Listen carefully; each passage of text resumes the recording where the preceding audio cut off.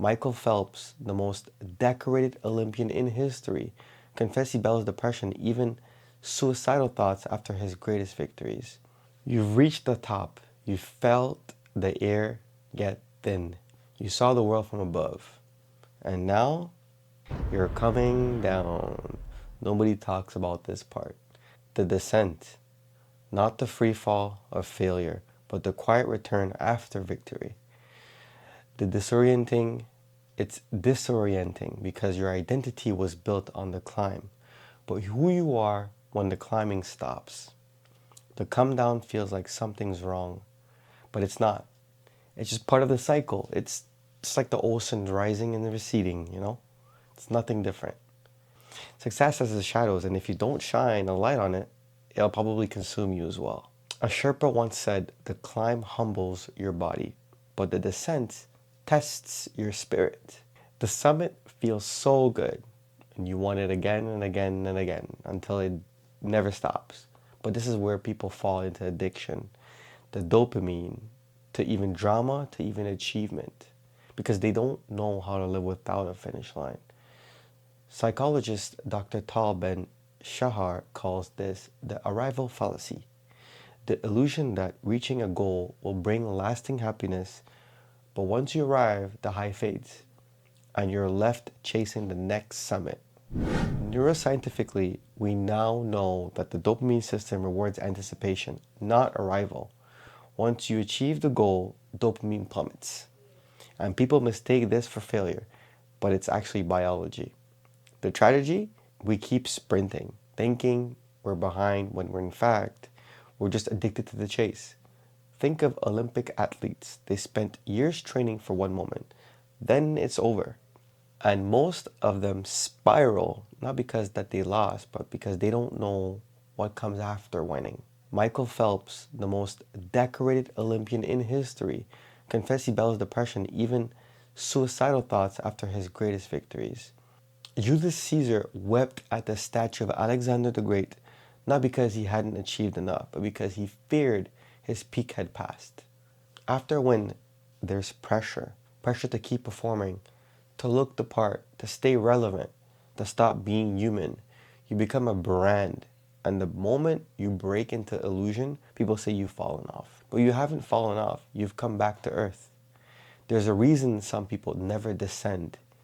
They rather burn out than be forgotten. This happens not just to celebrities, but to everyday leaders, parents, and high performance.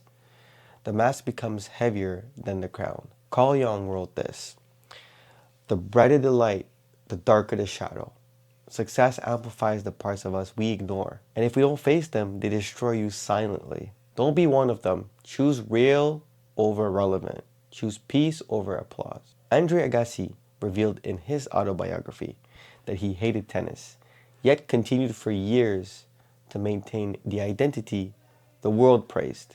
The descent is sacred. It's where you strip the layers. It's where you rest. It's where you remember what actually matters. You don't descend to disappear. You descend to reintegrate, to bring the lessons completely home. Think of Moses coming down to the mountain. He didn't stay in glory. He came back with wisdom. Think of astronauts after orbiting the Earth. They spent months recovering, learning how to walk again, and it's humbling. But it's necessary. It's part of it. You too must re-enter. Return not as who you were, but who you've become. This is the wisdom stage in Joseph Campbell's hero's journey. The final part, the return with the elixir, the part where your story serves others. If you skip this part, the transformation stays selfish. But if you complete it, you become an actual lighthouse. Re-entry syndrome, first observed in astronauts, later in expats and soldiers, proves how hard it is to return to normal after the peak of experiences. The brain, once stretched by odds, resists comprehension. Psychological framework, the descent arc. I would suggest to use this as a come down technique and something to look into as well. Recognize you're not broken. You're in transition. Reintegrate. Accept the rest is part of mastery. Reframe. Turn the low into recalibration. Restore. Let stillness do the heavy lifting. Radiate.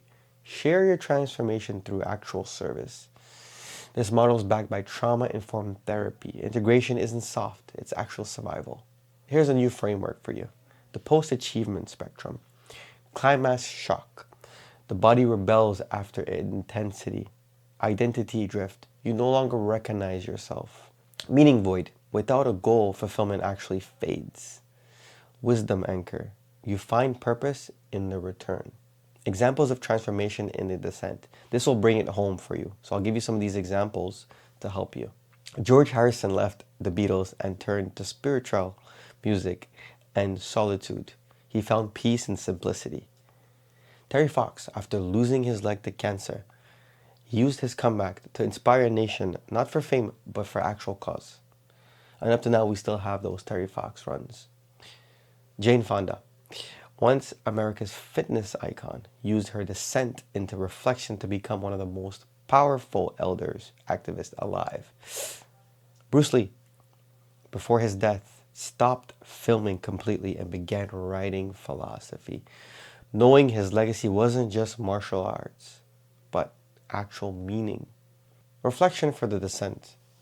What part of the climb did you still hold on to? What are you afraid to let go of? What's calling you back home? Who are you now without the title, trophy, or win? What would it mean to rest without guilt? Who needs that version of you that has slowed down? If you had no audience, what would you still choose to do? What are you broadcasting energetically even when you're silent, actually? You don't need to stay at the top to provide you're powerful.